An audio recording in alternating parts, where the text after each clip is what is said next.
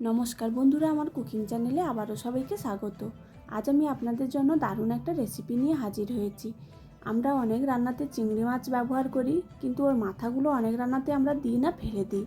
চিংড়ি মাছের মাথা ফেলে না দিয়ে আজ আপনাদের একটা দারুণ রেসিপি বানিয়ে দেখাবো। এই রান্নাটা করার জন্য আমি যে চাল দিয়ে ভাত রান্না করি, নর্মাল ভাতের চাল 2 চামচের মতো নিয়েছি। আর এর মধ্যে দিয়ে দেব 4 চামচের মতো মুসুরির ডাল, আর দিয়ে দেব 2 চামচের মতো খেসারির ডাল। চাল ও ডালগুলো খুব ভালো করে কয়েকবার জল পাল্টে পাল্টে ধুয়ে নেব। ডাল ও চালগুলো খুব ভালো করে কয়েকবার জল পাল্টে ধুয়ে নিয়েছি। পরিষ্কার জল দিয়ে 2 থেকে 3 ঘন্টা ভিজিয়ে রেখে দেব।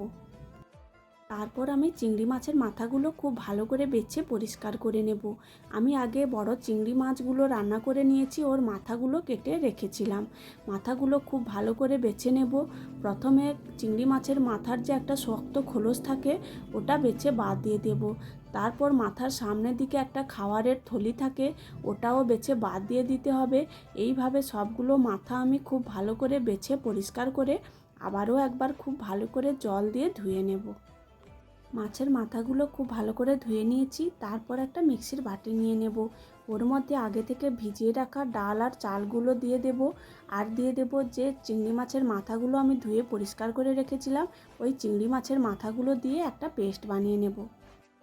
তারপর একটা পাত্রের মধ্যে আমি কিছুটা পেঁয়াজ কুচি নিয়ে নিয়েছি, আর নিয়েছি কাঁচা লঙ্কা কুচি। এর মধ্যেই দিয়ে দেব ডাল আর চিংড়ি মাছের মাথার পেস্টটা আমি একদম মিহি করে নিয়ে অল্প একটু দানা দানা ভাব রেখেই পেস্টটা বানিয়ে নিয়েছি। চিংড়ি মাছের পেস্টটা পাত্রের মধ্যে নেওয়া হয়ে গেলে ওর মধ্যে দিয়ে দেব স্বাদ মতো লবণ, আর দিয়ে দেব 1 চামচের মতো আদা রসুনের পেস্ট। তারপর এর মধ্যে দিয়ে দেব অল্প একটু হলুদের গুঁড়ো আর শুকনো লঙ্কার গুঁড়ো, আর দিয়ে দেব অল্প একটু ধনে আর জিরের গুঁড়ো।